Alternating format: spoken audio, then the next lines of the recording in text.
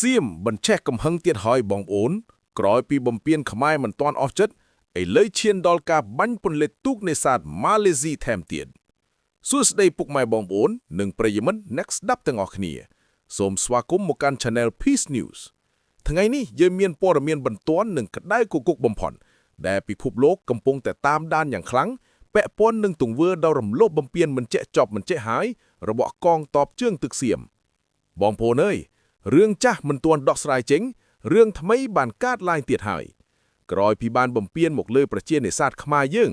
ឥឡូវនេះសៀមបានឈានដល់ការបាញ់ពន្លិចទូកនេសាទរបស់ជនជាតិម៉ាឡេស៊ីថែមទៀត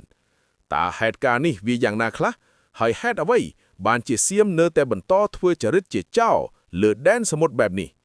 សូមបងប្អូនជួយចុច share វីដេអូនេះឲ្យបានច្រើនបំផុតដើម្បីឲ្យពិភពលោកបានឃើញពីការពិតហើយកុំភ្លេចចុច subscribe និងដាក់រូបកណ្ដឹងម្នាក់មួយផងបាន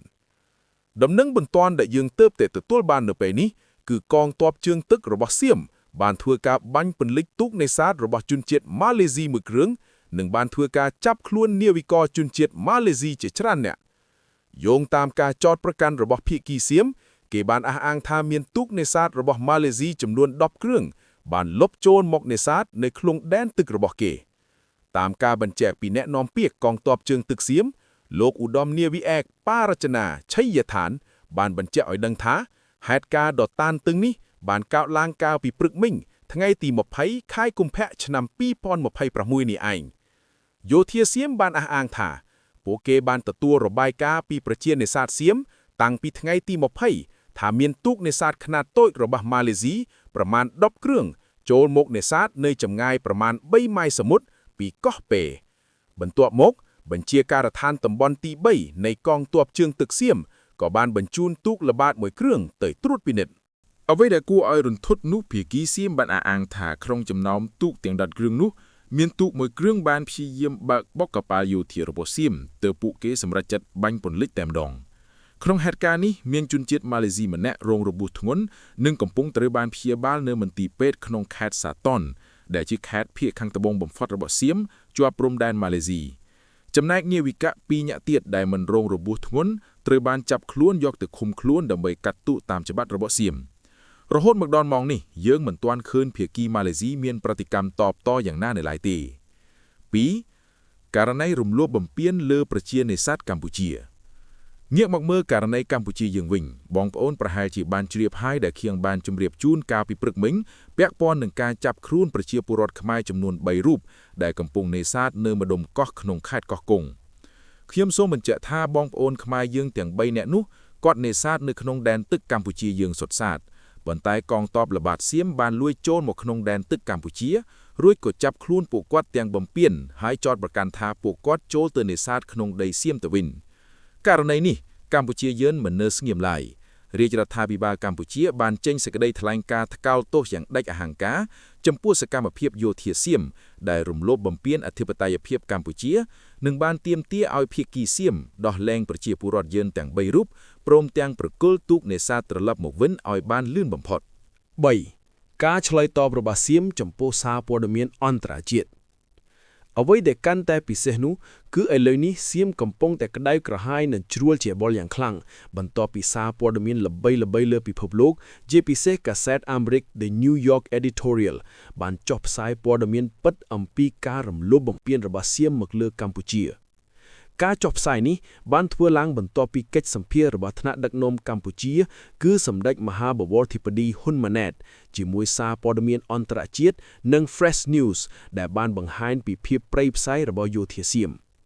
ឥឡូវនេះអ្នកនាំពាក្យយោធាសៀមលោក Win Thai Sawari បានចេញមកបដិសេធនិងច្រានចោលការចុះផ្សាយរបស់ The New York Editorial ដោយចោទថាជាការលើកឡើងគ្មានមូលដ្ឋាន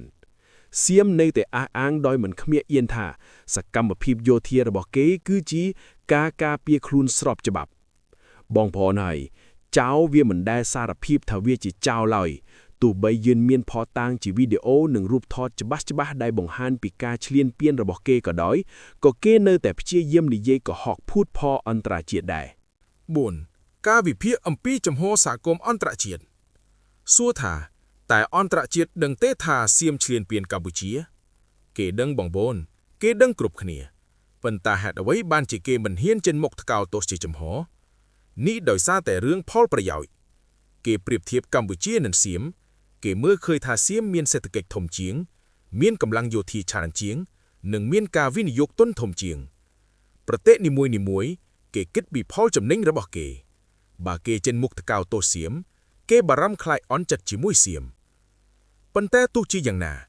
សូម្បីតែរដ្ឋមន្ត្រីការពារជាតិសៀមខ្លួនឯងក៏ធ្លាប់ទទួលស្គាល់ដែរថាក្នុងកិច្ចប្រជុំអន្តរជាតិនៅម៉ាឡេស៊ីកន្លងមកប្រទេសភាគច្រើននៅអាស៊ីហាក់បីដូចជាលំអៀងនិងជឿជាក់លើកម្ពុជាច្រើនជាងសៀមនេះមានន័យថាគេដឹងថាអ្នកណាខកអ្នកណាត្រូវប៉ុន្តែគេមិនហ៊ានបង្ហាញគោលចំហបើកចំហខ្លាំងពេកដើម្បីរក្សាផលប្រយោជន៍យើងក៏ត្រូវអរគុណដល់សហគមន៍អាស៊ាននិងអន្តរជាតិមួយចំនួនដែលទោះបីមិនបានចេញមកការពារយើងពេញទំហឹងក៏បានជួយសម្របសម្រួលឲ្យសៀមគោរពតាមកិច្ចព្រមព្រៀងសន្តិភាពកន្លងមកដែរជាចុងក្រោយបងប្អូនត្រូវដឹងថាក្នុងនាមយើងជាប្រទេសតូចបើយើងមិនពង្រឹងវិស័យការពារជាតិឲ្យខ្លាំងក្លាទេអាអ្នកខ្លាំងវានឹងនៅតែបន្តលូកលលាន់យើងជារឿងធម្មជាតិសង្គ្រាមពីរដងកំឡុងមកនេះគឺជាមេរៀនដ៏ធំសម្រាប់កម្ពុជាយើងក្នុងការការពារបូរណភាពទឹកដីតើបងប្អូនយល់ឃើញយ៉ាងណាដែរចំពោះទង្វើរបស់សៀមដែលបាញ់ពន្លកទូកម៉ាឡេស៊ីនិងចាប់ប្រជានេសាទខ្មែរយើងនាព្រៃនេះសូមបញ្ចេញមតិយោបល់នៅខាងក្រោមខមមិនទាំងអស់គ្នាហើយសូមកុំភ្លេច share វីដេអូនេះឲ្យបានច្រើនបំផុតដើម្បីឲ្យពិភពលោកបានដឹងពីសកម្មភាពឈ្លានពានរបស់សៀមមកលើប្រទេសជិតខាងសូមអរគុណសូមជម្រាបលា